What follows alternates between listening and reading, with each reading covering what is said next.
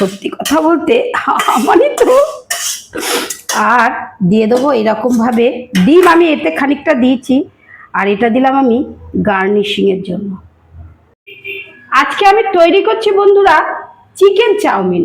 Chicken chowmein করতে এই যে আমি চাউমিনটা সেদ্ধ করে রেখেছি, আর পেঁয়াজটা এরকম আমি ভেজে রেখে দিয়েছি লাল লাল করে, আর এরকম করেছি ডিম আমি ভেজে রেখে দিয়েছি অল্প নুন দিয়ে, আর চিকেনটাকে এই রকম কষিয়ে আমি রেখে দিয়েছি।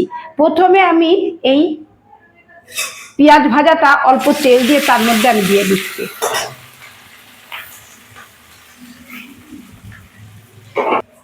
এবার আমি দিয়ে দেবো এই চাউমিনটা বন্ধুরা।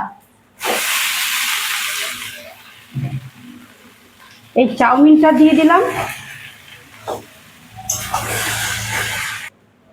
এবার আমি দিয়ে দেবো পরিমাণ মতো নুন। পেঁয়াজ ভাজাতে আমি নুন দিয়েছি, চিকেন কষাটা তো আমি নুন দিয়েছি, যার জন্য নুন আমাকে খেয়ে দেখে তবে দিতে হবে। তারপরে দিয়ে দেবো এই চিকেনটা, এইরকম করে তেল তেল করে কষাতে হবে বন্ধুরা।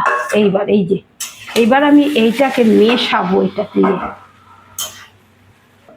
এইবার দিয়ে দেবো পরিমাণ মতো টমেটো সস। এটাতে একটু টমেটো সসটা একটু বেশি লাগবে, তবে এটা টেস্ট হবে বেশি। এই টমেটো সসটা দিয়ে দিলাম। এইবার আমি দিয়ে দেবো সোয়া সস। সোয়া সসটা আমি এরকমভাবে খুন্তির ওপরে দেবো, তাহলে আমি আন্দাজটা বুঝতে পারবো, কিন্তু আমার ওদিক থেকে খানিকটা পড়ে গেল, আর লাগবে না, এইটাতেই হয়ে যাবে। এইবারে এইটাকে আমি ভালো করে এরকম করে মেশাবো। আজকে একদম জমে যাবে জাস্ট। এইবার আমি দিয়ে দেবো ডিমটা বন্ধুরা। ডিমটা আমি সবটা দেবো না, একটু গার্নিশিং এর জন্য এই ডিমটা আমি রেখে দেবো।